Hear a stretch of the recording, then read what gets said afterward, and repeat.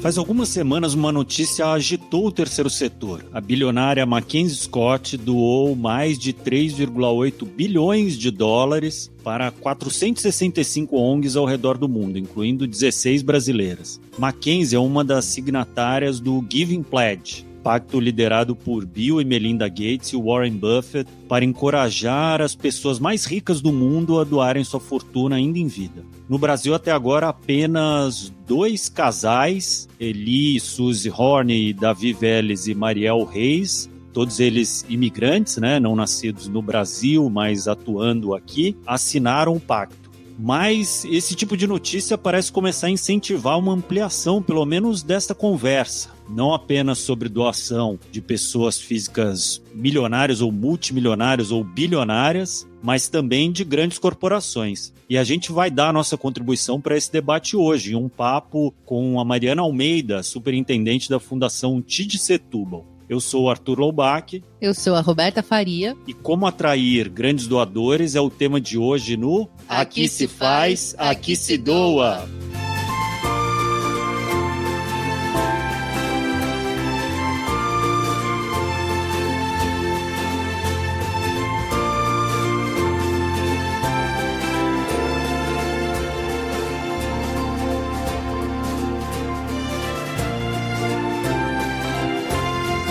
Está começando mais um episódio do Aqui se faz, aqui se doa, o seu podcast semanal sobre cultura de doação produzido pelo Instituto MOL, com o apoio do movimento Bem Maior, da Morro do Conselho Participações e da Ambev, além da divulgação do Infomoney. Roberta, a gente sabe que a desigualdade social e de renda é um problema no mundo inteiro, mas no Brasil esse problema é especialmente terrível, O abismo entre os ricos e pobres é ainda maior. E não sou eu que estou dizendo isso, os dados comprovam de que ele é gigantesco, Dados de um estudo lançado mundialmente no final de 2021 pelo World Inequality Lab, ou Laboratório Mundial de Desigualdades, aponta o Brasil como um dos países mais desiguais do mundo e diz que a discrepância de renda no país, abre aspas, é marcada por níveis extremos há muito tempo, fecha aspas. Para você ter uma ideia, metade da população brasileira mais pobre ganha 10% do total da renda nacional. Na prática, isso significa que 50% mais pobres ganham 29% menos do que recebem os 10% mais ricos. É até difícil, o número fazer a conta. O documento inclui ainda uma análise sobre o impacto da pandemia da Covid, que exacerbou o aumento da fatia dos bilionários no total da riqueza global. Ou seja, como dizia o poeta, os de cima sobe e o de baixo desce. Pois é, Arthur, segundo a Oxfam, até de um dado um pouco mais anterior a esse, o Brasil é o segundo país mais desigual do mundo e só perde para o Catar, que é uma monarquia, E nesse contexto que a filantropia aparece como uma forma de dar vazão a essa concentração de recursos que estão nas mãos de muito poucos, contribuindo para diminuir a desigualdade, fortalecer a democracia e o terceiro setor na busca por soluções para os problemas sociais que a gente sabe são muitos e afetam a todos, inclusive os ricos. E parece que os brasileiros estão começando a entender mais a importância disso e valorizar mais a doação. De acordo com a pesquisa Doação Brasil 2020, coordenada pelo IDES e realizada pela Ipsos, 91% dos brasileiros entendem que todos devem participar das soluções dos problemas sociais. 74% acreditam que ONGs são necessárias para ajudar a resolver as questões socioambientais e 60% concordam que a maioria dessas organizações faz um trabalho competente. Todos esses números cresceram com relação à edição anterior da pesquisa, um dos efeitos positivos dos poucos da pandemia de valorizar o terceiro setor. A gente sabe que se engajar e doar são fundamentais para que essa atuação tão importante continue. Estamos aqui toda semana justamente para ajudar a disseminar a cultura de doação no Brasil. O que sabemos que ainda é muito incipiente e está engatinhando, Se a gente olhar, para outros lugares que têm uma economia parecida, um volume de dinheiro parecido com o do Brasil, mas enfim, em geral, um nível de educação bem mais alto. Por isso mesmo que iniciativas como a doação da Mackenzie Scott e do Giving Pledge fazem que o assunto apareça mais na pauta e, consequentemente, desperte a atenção de mais pessoas para isso. Com certeza, por enquanto a maioria desses exemplos tem vindo do hemisfério norte, mas por aqui a gente também começa a ver algumas iniciativas. Com a pandemia da Covid, por exemplo, a gente viu muita mobilização de empresas, cidadãos brasileiros com mais recursos fazendo grandes doações. De acordo com o monitor das doações, os 10 maiores doadores privados brasileiros para ações contra a Covid-19 destinaram mais de 3,2 bilhões de reais. Entre eles estão 9 grandes empresas e a família Moreira Salles, que sozinha doou 100 milhões de reais. Parabéns, família Moreira Salles, by the way.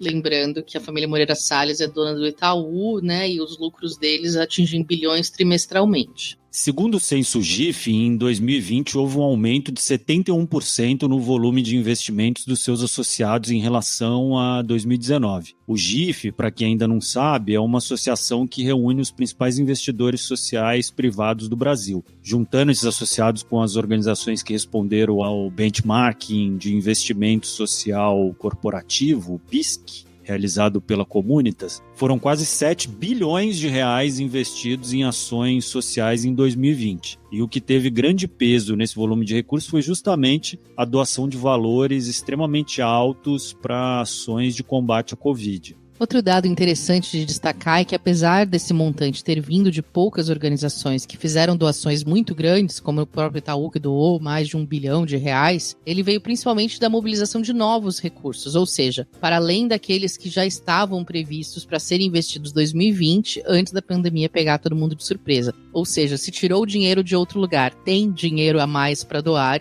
dentro das empresas, fundações e indivíduos com grandes fortunas. E também veio de fontes diferentes nesse caso, né? Foi 54% vindo de empresas, famílias ou indivíduos mantenedores. Grandes problemas requerem grandes ajudas, não é? E embora a gente saiba que toda e qualquer participação faz a diferença, incentive todo mundo a doar o que puder, não podemos negar que quando alguém mais abastado ou uma grande empresa se dispõe a apoiar uma causa, a resposta chega mais rápido e com mais impacto. Afinal, quando se fala em doação, se fala em cifras, né? E realmente a gente quer a participação de todos, é importante que todos participem até para ter uma mudança cultural, mas o valor faz a diferença, né, nesse caso. É verdade, Arthur. E acho que agora é uma boa hora para chamar a Rafa Carvalho, que hoje vai trazer para a gente um conceito que tem tudo a ver com a participação do setor privado na solução de problemas sociais. Diga lá, Rafa.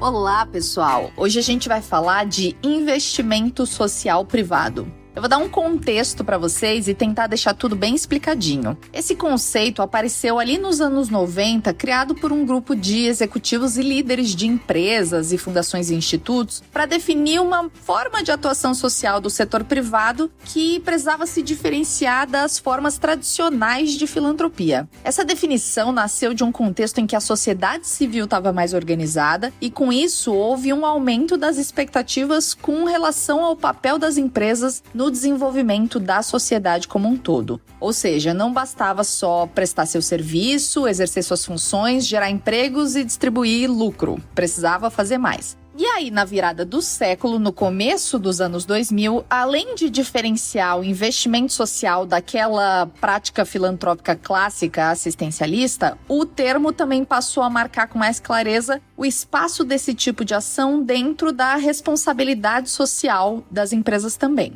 Para ficar mais claro, vamos fazer um exercício. Pensa num guarda-chuva. Agora pensa que cada dobrinha desse guarda-chuva é um público com o qual uma empresa se relaciona. Então a gente tem funcionários, acionistas, fornecedores, consumidores, governos e a comunidade. O investimento social privado está justamente na parte do guarda-chuva que diz respeito à comunidade, ou seja, da porta para fora ali da empresa. Hoje, a definição usada pelo GIF, que é o Grupo de Institutos, Fundações e Empresas e que é referência no tema, é essa aqui, gente. Abre aspas. Investimento social privado é o repasse voluntário de recursos privados de forma planejada, monitorada e sistemática para projetos sociais, ambientais, culturais sociais e científicos de interesse público. É bem específico e um tanto complexo, né? Mas eu acho que é uma definição que engloba bem tudo o que esse conceito significa. Nesse universo do investimento social privado estão incluídas empresas, fundações, institutos de origem empresarial ou até criados por famílias, comunidades e pessoas físicas. Essas organizações podem desenvolver projetos próprios ou apoiar projetos de terceiros também. E até mesmo fazer as duas coisas. Faz sentido? Bom, eu sou a Rafaela Carvalho e toda semana eu te ajudo a desvendar um termo que é bem importante para a cultura de doação.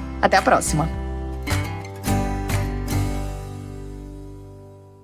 Muito obrigado, Rafa. Bom, como a gente estava dizendo antes, né, a pandemia da Covid gerou uma forte mobilização e fez com que grandes doações vindas de empresas e cidadãos com os mais abonados crescessem muito em 2020 no Brasil, né? Em 2020 principalmente, 2021 ainda um resquício desse movimento. Mas será que dá para ter esses montantes mais significativos de forma mais regular? Será que as ações como a da Mackenzie Scott, que a gente falou lá no início do episódio, podem ser um bom modelo a seguir? Então, Arthur, aqui no Brasil as organizações que ela apoiou tratam de temas estruturais e recorrentes e acho que não tem como duvidar que esse dinheiro vai fazer muita diferença e ajudar muita gente. Mas surgiram alguns questionamentos, especialmente porque ela não tem uma fundação ou um instituto que organiza e dá total transparência ao processo de seleção dos projetos para os quais ela doa. É uma questão bastante pessoal. Por conta dessas cobranças, ela acabou escrevendo uma declaração pública, dizendo que ainda esse ano deve lançar um site onde vai compartilhar todas as informações sobre o processo de escolha e de destinação dos recursos. Todo mundo quer saber porque todo mundo quer morder um pedacinho disso também, né? A transparência e a consequência dessas grandes doações são temas abordados de maneira mais crítica pelo David Callahan, autor do livro The Givers e fundador do site Inside Philanthropy, que trata de como e por que grandes doadores destinam recursos para causas sociais. Ele diz que os grandes doadores geralmente têm boas intenções. Pô, que bom, né? E que é importante para eles terem liberdade para destinar seu dinheiro às causas que mais lhes interessam. Mas isso pode gerar uma influência desproporcional na vida pública. Ele fala de uma maneira muito interessante que a filantropia tem se tornado um quinto poder nos Estados Unidos, né? Enfim, a gente fala que tem os 3 poderes, tem a mídia, que é o 4º poder, e a filantropia estaria se tornando o 5º, porque por meio de doações, né, grandes fortunas podem acabar influenciando decisões públicas. Por exemplo, a Mackenzie Scott é conhecida pelo viés de políticas progressistas e apoia organizações que trabalham nesse âmbito, né? Em questões, por exemplo, como direitos humanos, feminismo, entre vários outros. Ao mesmo tempo, tem também a corda estica do outro lado, com grandes doadores fazendo grandes doações para questões mais conservadoras, por exemplo, como o armamento da população. Então, há questões bem polêmicas para entender sobre como o dinheiro doado influencia decisões políticas. Eu bati um papo bem legal com o David Callahan no ano passado, em que ele desenvolveu mais essa ideia e também fez outras críticas, como o fato de muitos dos doadores do Giving Pledge, por exemplo, terem assinado o documento, mas de fato doado muito pouco das suas fortunas até agora. Vale conferir lá no canal do Instituto MOL no YouTube, tá lá disponível para você ver com legendas em português. Mas antes fica mais um pouquinho aqui, porque chegou a hora da gente conversar com a nossa convidada de hoje, que é a Mariana Almeida, superintendente da Fundação TID Setúbal. Seja muito bem-vinda, Mariana. Obrigada por ter aceitado o nosso convite. Obrigada a você por me receber aqui. A gente começou o programa falando sobre a recente doação bilionária da Mackenzie Scott, que incluiu 16 organizações brasileiras. Ano passado, ela já tinha feito uma outra doação gigantesca e, na ocasião, ela escreveu um texto no Medium dela em que ela falava sobre a humildade, reconhecer que a riqueza está concentrada em um pequeno número de pessoas no planeta e que as soluções para os problemas sociais seriam melhor projetadas e implementadas por quem já está dentro das comunidades. Por isso, ela resolveu destinar aquela enorme quantia para organizações que, em geral, não conseguem muitos recursos, né? Muitas organizações bem desconhecidas do público que foram beneficiadas. Já existia uma conversa sobre esse tipo de ação aqui no Brasil. Essa iniciativa, de alguma forma, você imagina, pela sua experiência na Fundação TID Setúbal, deve incentivar a pauta de grandes doações por aqui também, entre grandes fortunas? Bom, então, acho que a situação de doação por parte das grandes fortunas no Brasil sempre foi bem diferente dos Estados Unidos, né? Mas, então, nesse sentido, acho que é até difícil comparar as coisas. Agora, o que eu acho que sim pode chacoalhar também o Brasil é que mudou muito a noção de doação e a noção também de como a gente encara uma coisa que acho que é fundamental aí nisso que você falou, que é a desigualdade a partir da pandemia. Então, eu acho que a pandemia ela deu uma chacoalhada geral nessa questão, não só porque ficou muito clara assim, a diferença que foi em caráter, nem para todo mundo, mas foi bem diferente para quem estava nas piores condições. Isso ficou muito óbvio para quem não via antes, acho que isso ficou muito forte na pandemia. É a mesma chuva, mas não é o mesmo barco, né? Isso, essa é uma frase que ficou tradicional, né? Exatamente. A mesma chuva, mas não foi o mesmo barco. E acho que isso sensibilizou muitas pessoas, né? Porque a pandemia traz um senso de coletivo importante, né? Quer dizer, pô, é isso, todo mundo pega, né? Todo mundo passa. Mas acho que dessa noção de coletivo, só que cada um está vendo de um jeito diferente e acho que as pessoas se responsabilizaram, em geral, né? Então acho que essa questão, a pandemia trouxe esse tema da desigualdade e trouxe uma outra história que acho que foi importante também, que é a importância dos governos reagirem. Ficou óbvio que para você, por exemplo, dar auxílio para todo mundo, é o governo que tem condição de ter recursos para apoiar todo mundo, mas ao mesmo tempo o governo demora um pouco, ele erra um pouco, ele tropeça. E como foi importante a mobilização de toda a sociedade civil e das doações individuais. Quer dizer, em algum momento eles puxam um carro, cumprem um papel, né? E eu acho que isso apareceu, está aparecendo e ficou. A história nunca volta para trás, então eu não olharia mais para o Brasil nesse lugar de como era antes de ter os Estados Unidos, nem pegando esse caso e falando assim, bom, eu acho que pode sim mobilizar aí as grandes fortunas brasileiras também, que a princípio não estão acostumadas a fazer nada perto desse tipo de doação, né? Mais tentado. Mari, a gente sabe que entre os grandes doadores e investidores sociais brasileiros ainda tem muita execução de projeto, né? A preferência por criar um instituto próprio e executar uma ação do que talvez outra organização mais estabelecida local pudesse fazer tão bem ou até melhor se tivesse recursos. Ultimamente essa chave começou a virar, a pandemia com certeza ajudou isso, né? Porque muita gente com recursos, organizações, pessoas físicas e jurídicas viram que era mais fácil apoiar do que criar algo do zero. E muda essa ideia de pensar numa filantropia orientada para a confiança nas OSCs, que tenham menos recurso carimbado e voltado mais para o apoio institucional como um todo. Vocês na fundação são bem pioneiros, né, em confiar nas organizações locais, né, nos agentes locais de transformação. Como que você enxerga esse cenário de grandes doações no país? Você sente mesmo que está mudando os ventos? Possibilidade de mudar, mas ainda não mudou, né? Não tá parado, digamos assim, os ventos não estão mais sofrendo a total desconfiança que era antes, mas ainda não existe a confiança. É interessante porque no campo da filantropia, em particular, quando você pensa qual é o papel da filantropia, por que ela existe? Então eu tenho um Estado que tem uma função pública por si só, e eu tenho o privado que em si tem uma função privada, né? Investe aquilo com uma intenção específica que é retorno e tal. A filantropia, ela é menos pressionada de todos. Pressionada, ela não tem a função, ninguém elegeu a filantropo e ele também não precisa ter faturamento e ter lucro. Se ele tentar nesse lugar onde ele não é pressionado, ele devia ser um pouco mais livre, né? Ele é o cara que pode arriscar. Porque a filantropia brasileira, infelizmente, tradicionalmente é muito avessa ao risco. Trabalha um pouco esse ideia de, putz, eu tenho pouco dinheiro, então eu tenho que fazer no melhor projeto, na melhor história, na preocupação com o retorno, quase trazendo para a filantropia uma lógica privada. A lógica privada, já. A gente sempre fala disso aqui no programa, essa lógica das métricas muito corporativa. Você pega o que você tem de melhor ativo. O seu ativo é justamente poder arriscar, ter tempo para arriscar. Mas se você errar, se a filantropia errar e investir mal, o que vai acontecer? Você não vai perder faturamento, você não vai perder... Você vai aprender, inclusive, com aquilo. Se alguém pode aprender com o erro, com menos impacto, é a filantropia. Faz um bom relatório do seu erro, então depois, eu investi aqui e deu muito errado por isso. Então aprende, né? Mas assim, tem a chance de acertar. Tem a chance de que se você arriscar um pouco mais, pode ser que você se surpreenda. Alguém tem que cumprir esse papel, de poder se surpreender. E a filantropia brasileira ainda está uns tropeços em relação a isso. A pandemia, a gente trouxe uma questão de como ajudar na pandemia, né? E é claro, a fome, a falta de alimentos e tal, é óbvio que isso é uma grande questão.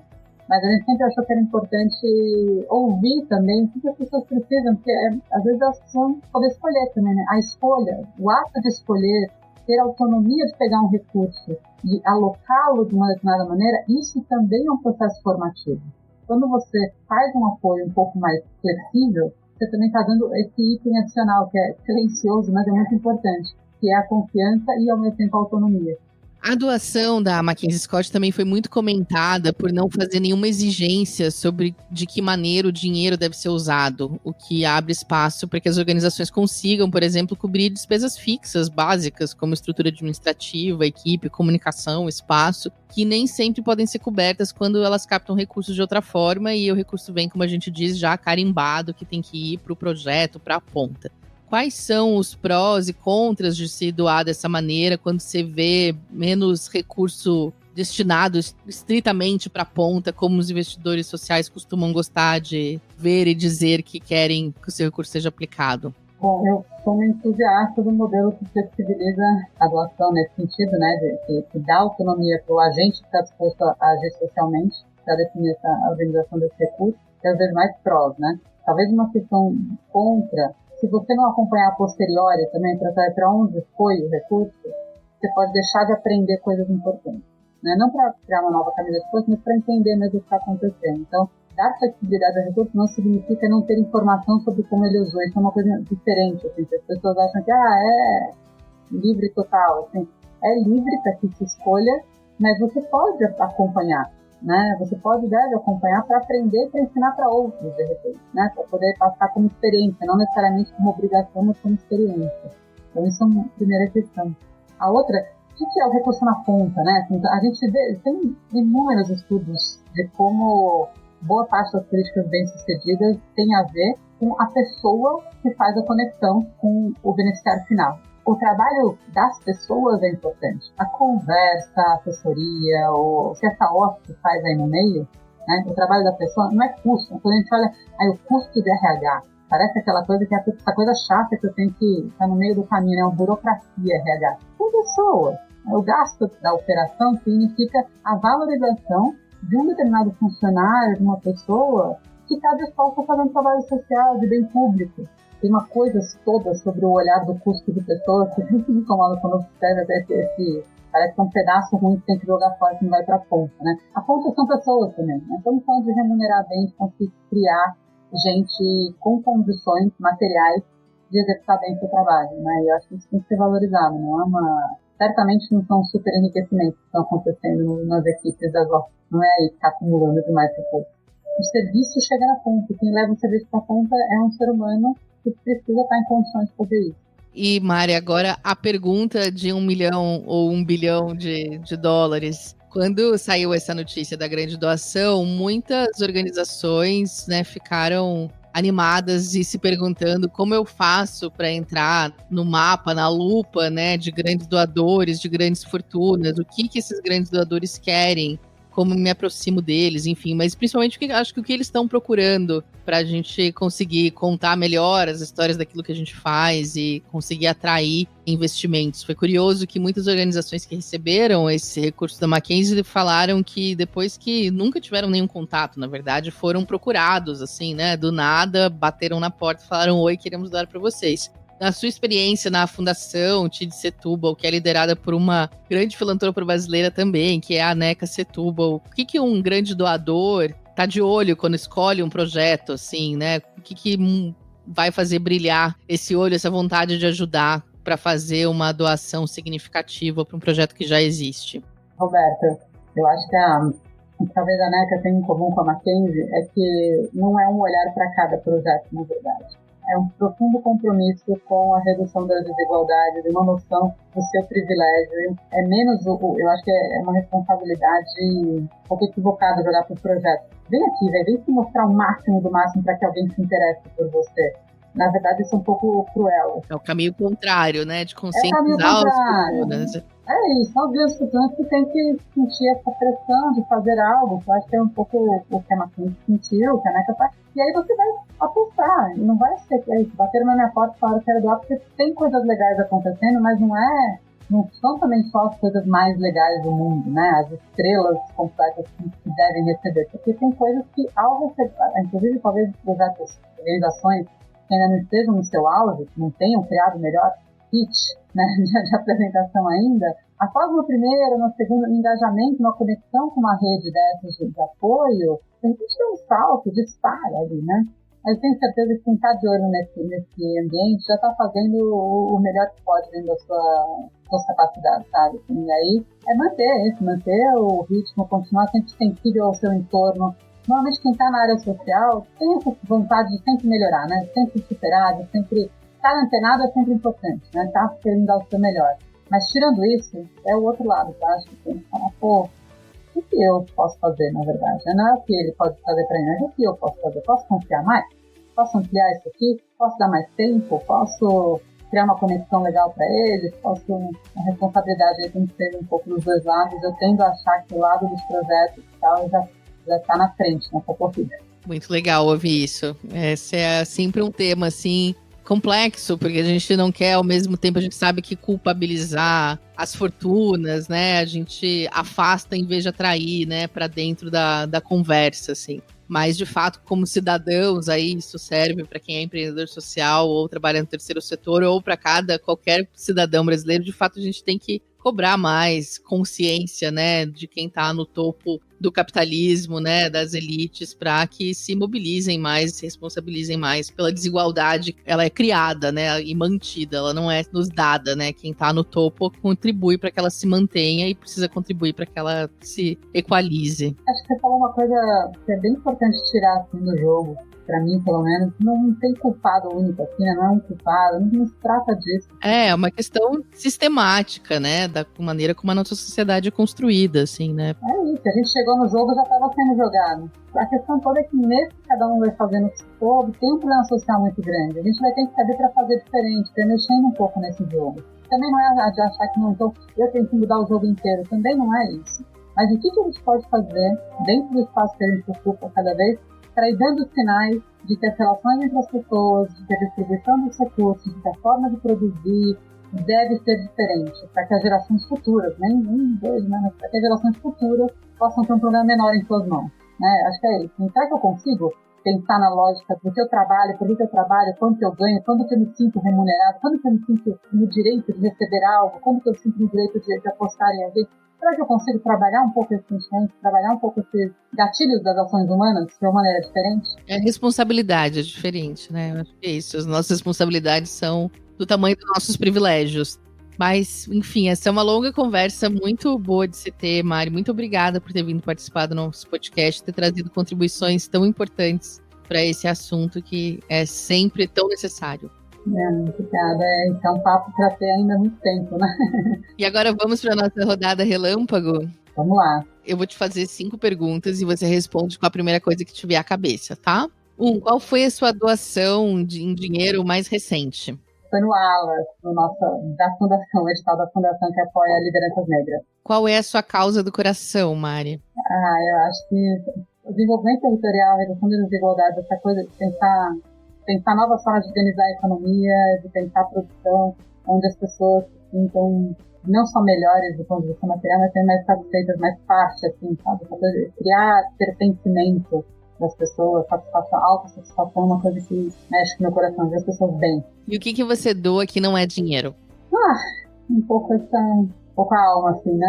Que vai no nosso coração, as coisas que vão o engajamento mesmo, sabe? De estar realmente preocupado, pensando, sentindo, o que será que podia fazer? Pô, que droga! Essa minha doação.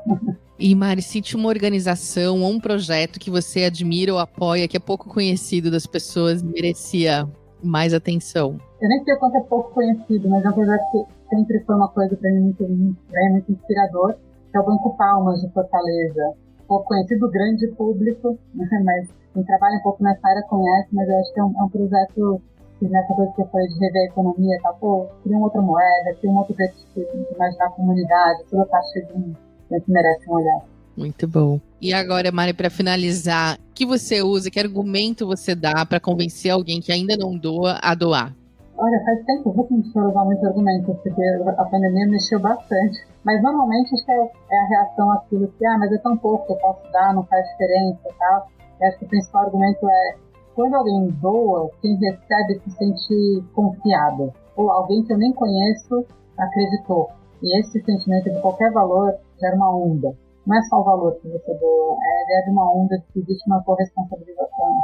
Pô, tem todo mundo junto nessa, e a sua participação, ainda que seja com esse recurso pontual e tal, ela é um sinal a mais, é uma grande rede com vários pontinhos, assim, cada pontinho junto faz o negócio brilhar mais. É isso, querida. Muito obrigada pelas suas respostas, pela sua participação. Obrigada, viu, Roberta? Foi uma conversa muito rica aqui no programa, hein, Arthur? Pessoal aí do bicho de goiaba aí, por favor, coloque aí. Tá virando tiazona também. Esse papel era meu, hein? Esse papel era seu. Mas bom, muito bem, Roberto. Eu acho que a gente conseguiu trazer um pouco mais do ponto de vista dos grandes investidores sociais aqui, né? A gente traz recorrentemente aqui no programa, mas nesse caso foi um papo bem focado, muito proveitoso, né? E quem faz captação de recursos e está ouvindo possivelmente teve insights para buscar uma aproximação com esses doadores. Exatamente. Se você não é um milionário ainda, mas tem algum dinheiro que possa ser revertido pontualmente para uma boa causa, a Duda Schneider sempre tem uma boa dica no quadro Merchando Bem. Vamos ouvir o que ela trouxe hoje?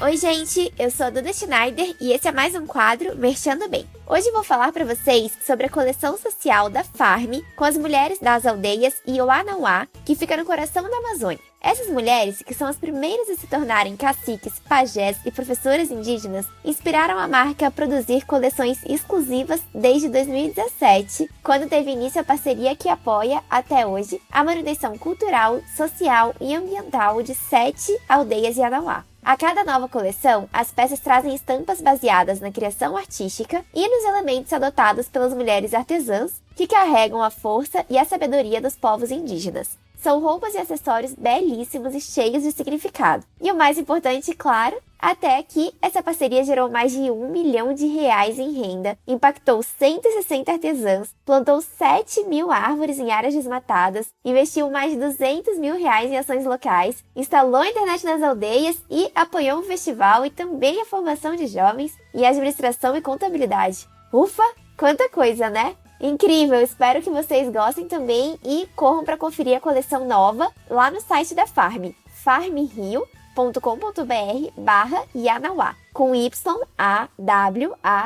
de navio A-W-A. Espero que tenham gostado e até a próxima!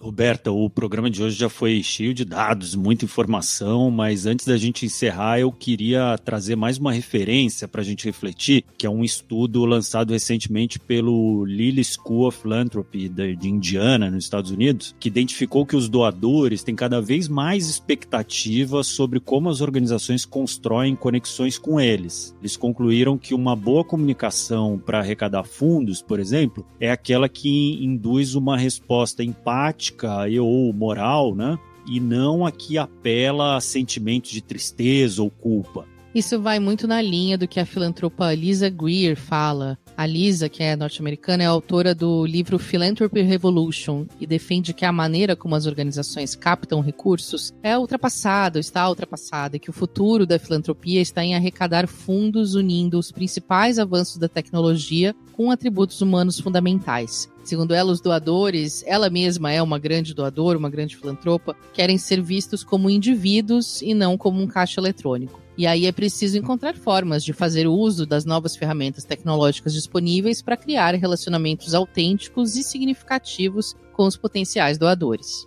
E sempre bom lembrar que é importante mostrar os resultados, né? Apresentar o impacto da sua ação. Não basta dizer que está tudo bem, mas sim mostrar comprovações, né, dados, evidências de que está valendo a pena o investimento.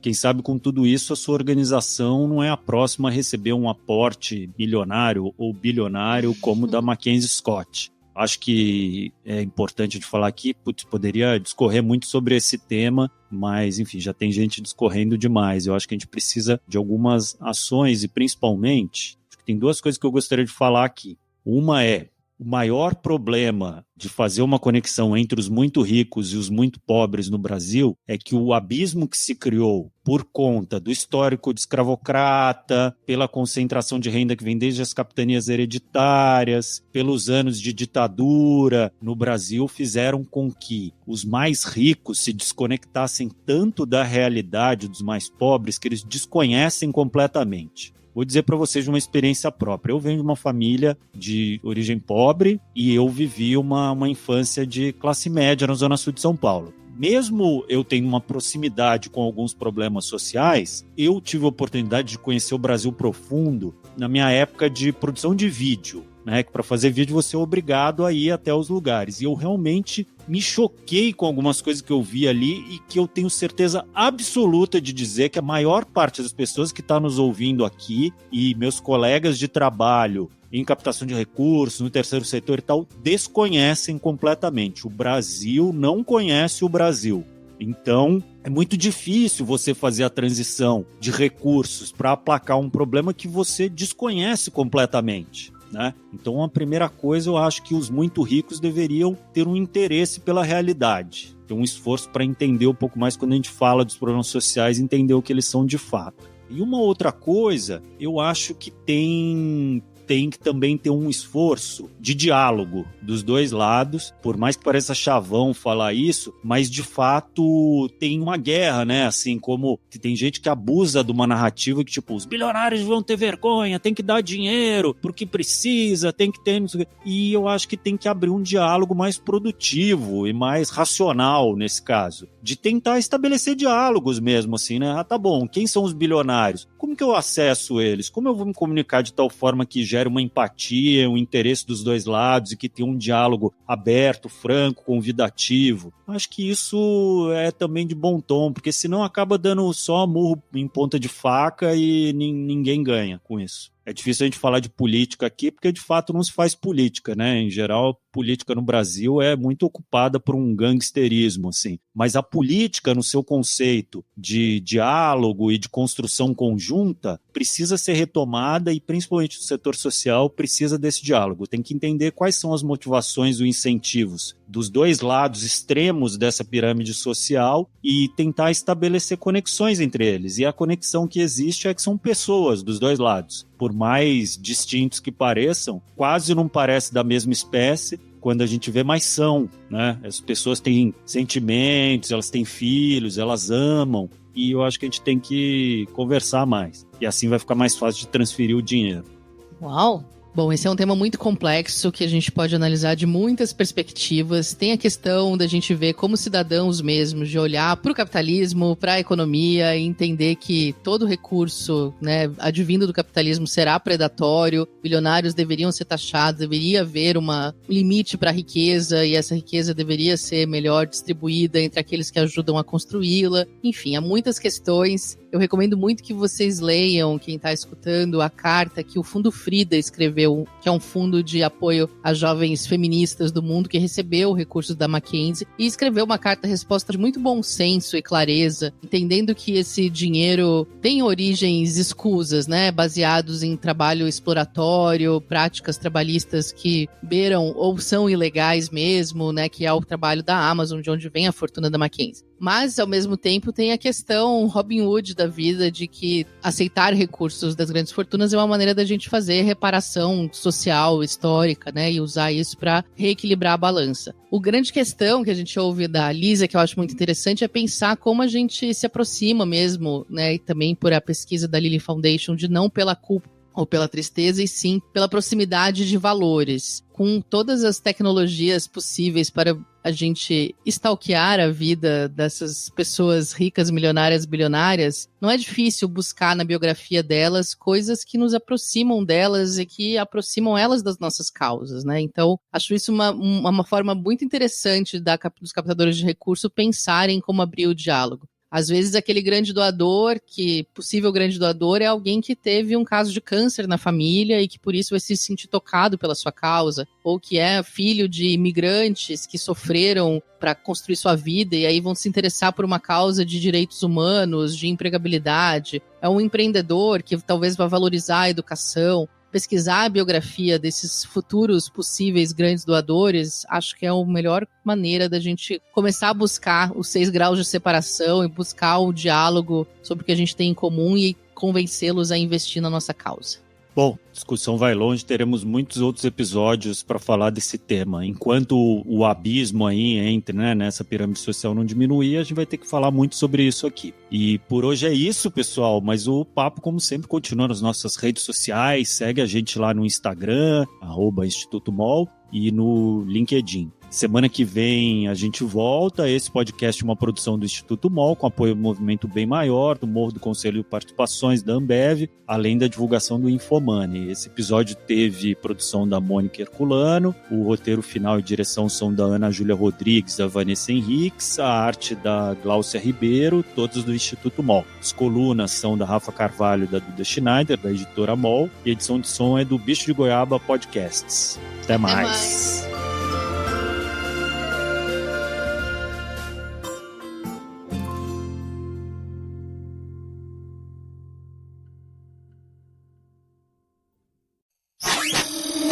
Essa é uma produção do Bicho de Goiaba.